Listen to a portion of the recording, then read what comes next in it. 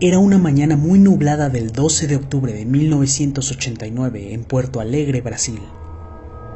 El encargado de la torre de control del aeropuerto local sale corriendo de su puesto para alertar al jefe de tráfico aéreo. El motivo: un avión se aproximaba y no respondía a las indicaciones de vuelo. En pocos segundos pasó de un caso extraño a una emergencia nacional. Todas las comunicaciones de la torre de control se dirigían hacia aquel misterioso avión.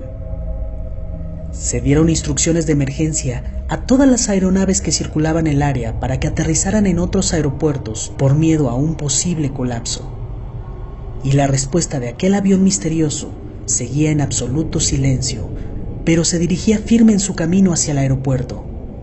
La policía local, miembros del ejército, llegaron al lugar, así como múltiples ambulancias preparados para cualquier escenario. Podía tratarse de un secuestro, podría ser un avión que se descompuso su sistema de comunicaciones y habían perdido su ruta, o se encontraban frente a un inminente ataque. Los posibles desenlaces que se imaginaban era uno peor que el otro, y sin embargo nada los prepararía para lo que verían aquel día sus ojos.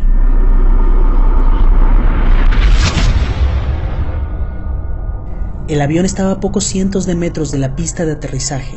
Los controladores aéreos lo podían visualizar con los binoculares, pero más de uno los bajaba para procesar lo que estaba viendo.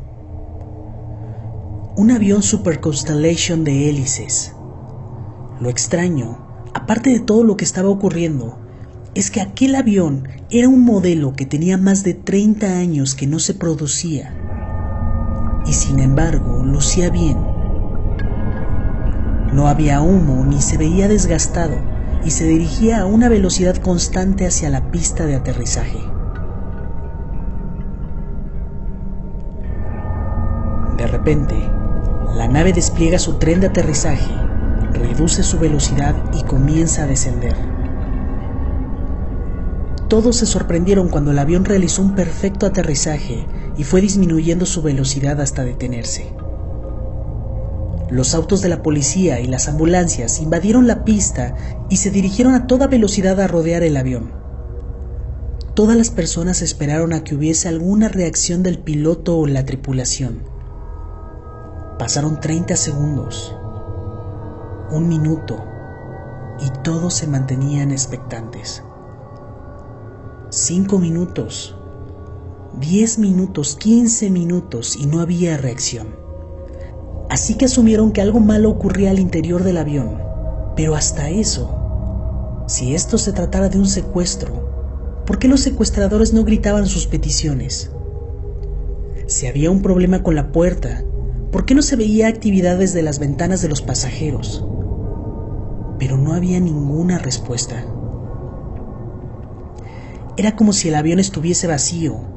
Pero eso era imposible. Se veía desde las ventanas las siluetas de los pasajeros, solo que ninguno se movía. Todo esto parecía una enorme broma, pero no era graciosa. Prácticamente había movilizado toda la policía local y los hospitales se encontraban liberando aulas en caso de una emergencia, aparte de detener todos los vuelos del momento y retrasar a miles de personas, sin hablar de las pérdidas económicas. Los policías entraron en acción y comenzaron a cortar la puerta. Los demás policías trataban de escuchar lo que ocurría al interior del avión, pero nada, ningún sonido. Cuando lograron abrir la puerta, encontraron el horror.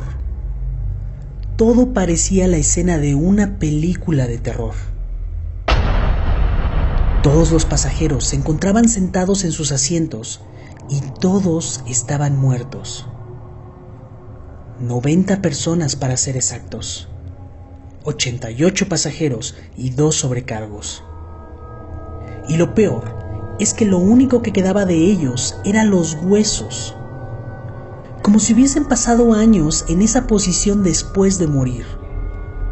Todos llevaban la ropa puesta, ropa que a simple vista se notaba que era antigua, que pertenecía a una época pasada.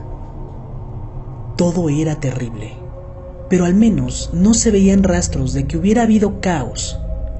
como si la muerte los hubiera alcanzado por sorpresa sin que se hubiesen dado cuenta. Y si los policías creían que ya no se podía subir el nivel de terror a toda esta situación, ese sentimiento cambió cuando entraron a la cabina y vieron al piloto y al copiloto. Ambos también estaban muertos, al igual que el resto de la tripulación. Solo se encontraban los esqueletos de ambos, con sus uniformes aún encima y sus boinas de pilotos. Y entonces, ¿quién había pilotado el avión? ¿Cómo lograron aterrizar aquella aeronave? Un avión tan antiguo no tenía piloto automático, así que se agregaba un misterio más a todo este asunto que no podía ser más extraño. Las investigaciones posteriores arrojaron algunos datos sorprendentes. Todo parecía indicar que aquel avión que había aterrizado era el vuelo 513 perteneciente a Santiago Airlines, una compañía que tenía 30 años de haber desaparecido. Al revisar los registros de aviones perdidos, al parecer el vuelo 513 partió el 4 de septiembre de 1954 desde la ciudad de Aquisgrán, Alemania, y se dirigía a la ciudad de Chile. Pero este nunca llegó, y se creyó que se había estrellado en el mar, y aunque se buscaron los restos, nunca se encontró nada. ¿Y qué es lo que había sucedido? Pues hasta la fecha no se sabe. Hay algunas hipótesis, como por ejemplo la del Dr. Celso Atelo, un investigador del caso, quien afirma que el avión entró en una especie de vórtice que distorsionó el tiempo y el espacio. Como sea, el caso fue clasificado como secreto, y el gobierno, tanto local como el gobierno alemán, nunca ofrecieron ninguna interpretación oficial. ¿Por qué se clasificó como secreto? A estas alturas, muchas personas que estuvieron en el momento del aterrizaje contaban lo que habían visto y era imposible silenciarlos a todos. Sin embargo, al no haber declaraciones oficiales y ocultando la evidencia, todo quedó como una especie de leyenda urbana. Hay algunas teorías sobre el por qué se quería que este incidente se mantuviese oculto. La primera era lo inverosímil que resultaba el caso, y gobiernos de otros países mirarían con incredulidad a las autoridades brasileñas. Otra teoría era el tener que revivir un caso de hace mucho tiempo que se creía cerrado y localizar a los familiares de aquel vuelo y tratar de explicar algo que ni ellos comprendían bien podía resultar demasiado complicado, sin hablar de las posibles implicaciones legales que este evento acarrearía. Pero muchos técnicos y pilotos que presenciaron el evento lo sabían. Sabían lo que había ocurrido y sabían que eso era cierto. ¿Por qué? Porque muchos de ellos lo habían experimentado. Y hasta la fecha, sigue siendo algo común. Si te propones preguntarle a algunos pilotos, no importa si son de vuelos comerciales o no, de 10, al menos 8 tienen historias que contar relacionadas con saltos extraños en el tiempo, en donde sus relojes marcaban una hora específica y al llegar a tierra tienen que adelantar o atrasar sus relojes algunos minutos. Algunos otros han sufrido experiencias más extremas, en las cuales se han teletransportado de un lado a otro, con una diferencia de miles de millas en segundos y sin una explicación racional.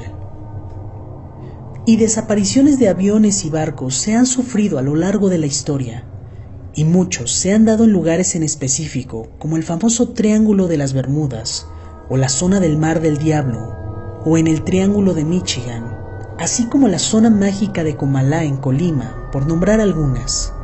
La diferencia es que aquellos barcos y aviones desaparecieron y nunca supimos más de ellos.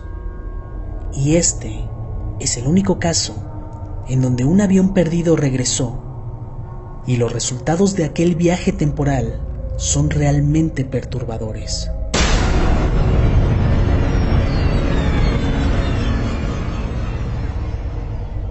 Si te gustó el video, regálame un super like y por favor no olvides suscribirte y activar la campanita para que YouTube te recuerde cuando suba un video nuevo. Vamos a hacer crecer esta comunidad de amantes del terror y las historias oscuras. Muchísimas gracias y muy buenas noches.